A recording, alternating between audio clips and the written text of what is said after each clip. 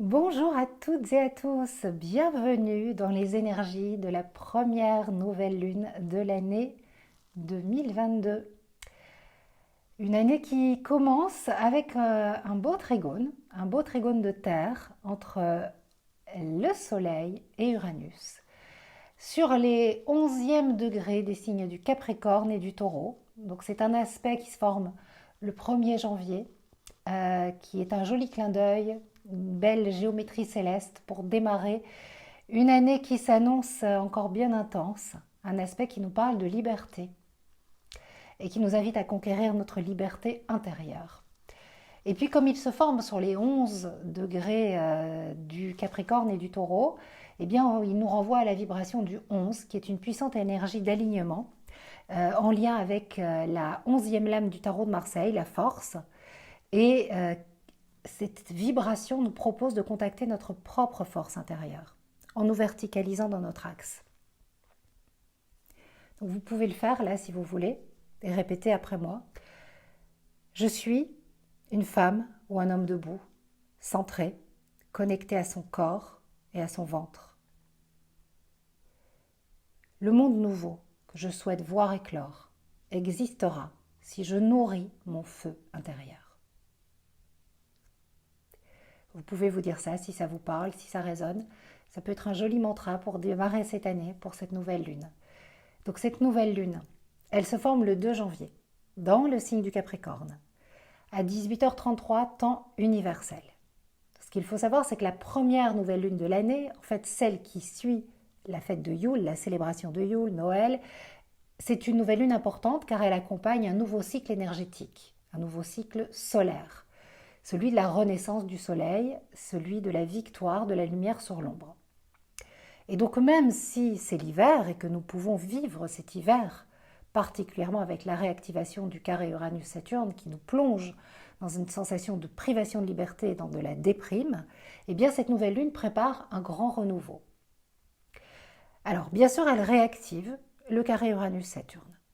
Et ce carré nous pose à nouveau la question incontournable, celle de notre liberté, mais notre liberté intérieure, qui est avant tout une question de choix.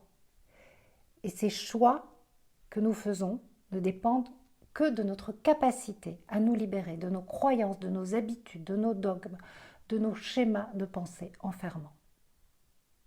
Donc c'est une lunaison, avant tout, qui nous rappelle que nous devenons libres en apprenant à nous connaître et en dépassant nos conditionnements.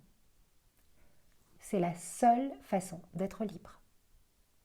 Donc, ensuite, on va pouvoir orienter nos désirs vers ce qui est bon et vers ce qui est juste pour nous, en cultivant tout simplement ce qui nous nourrit et nous fait grandir, plutôt qu'en alimentant une machine émotionnelle, répétitive, enfermante. Dans le ciel, il y a un beau sextile entre Vénus et Neptune, conjoint à Pluton, et ce sextile nous rappelle et nous invite, je dirais, plus même à cultiver une éthique de vie plus humaine, plus souveraine, plus digne, plus généreuse.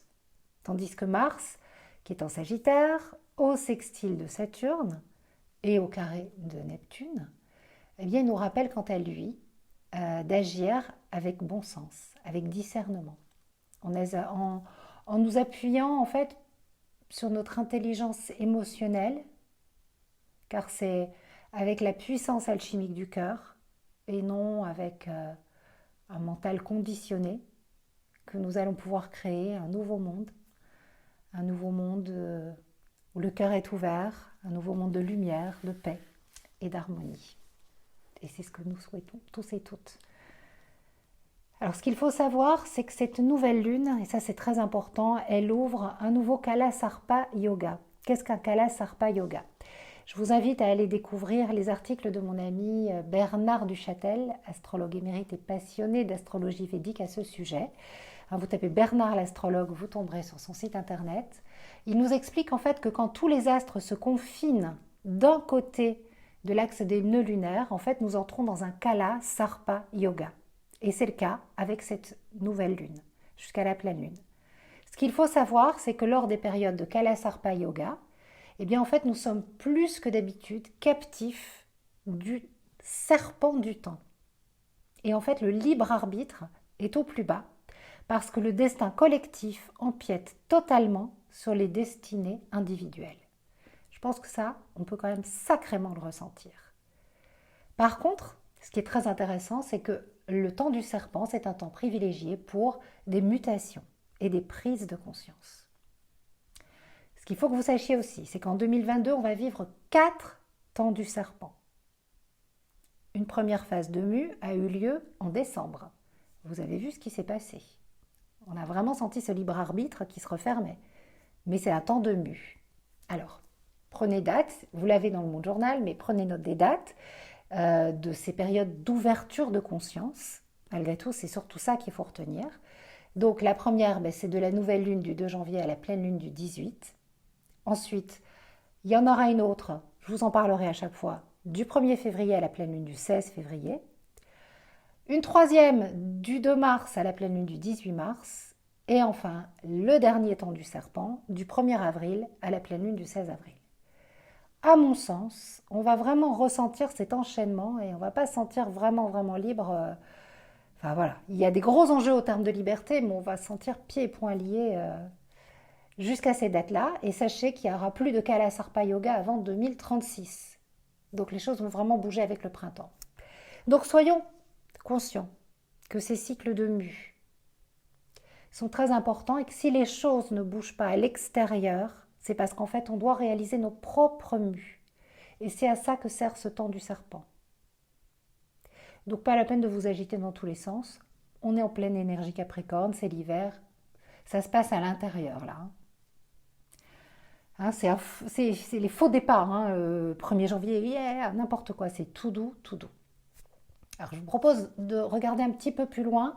On va se brancher sur l'énergie de l'entrée de Jupiter dans le signe des Poissons, qui est rentrée le 29 décembre et qui rejoint Neptune dans ce signe. C'est très important de vous parler de ce signe, de ce cycle-là, parce que c'est un cycle qui va beaucoup jouer au printemps. Il se forme tous les 13 ans et il apporte des changements d'ordre collectif, législatif et démocratique. La première République française est née sous une conjonction Jupiter-Neptune en 1792, puis la troisième, la quatrième et enfin la cinquième.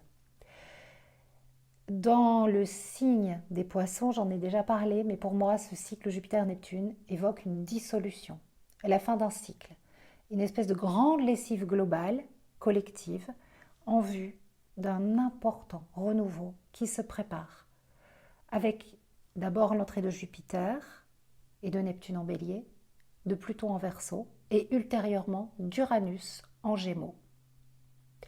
Ces transits majeurs, mais vraiment très importants, c'est rare, ils marquent l'avènement du nouveau monde. Mais c'est pas pour tout de suite, c'est de transition en transition, là on est dans les transitions, quoi, c'est pas drôle. Eh bien, voilà, une entrée effective dans celui-ci entre 2023 et 2026. Donc on est quand même encore en 2022, année de transition, quoi. Deuxième année de transition.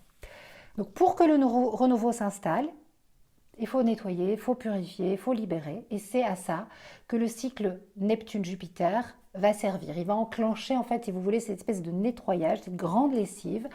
Et il marque la fin d'un cycle, la fin d'une époque. Donc ça risque d'être assez chaotique quand même. Alors c'est du 19 février au 10 mai qu'on va vraiment le ressentir. Et pour moi, grande, je le dis dans le Moon Journal, grande sera la confusion médiatique, politique, atmosphérique et tout ce qui peut rimer avec confusion. Voilà. Donc, ce qu'il faut retenir malgré tout, parce que tout aspect a son ombre et sa lumière, c'est que dans cette conjonction, eh bien, le visage de la grande déesse qui se dessine dans les traits de cette conjonction.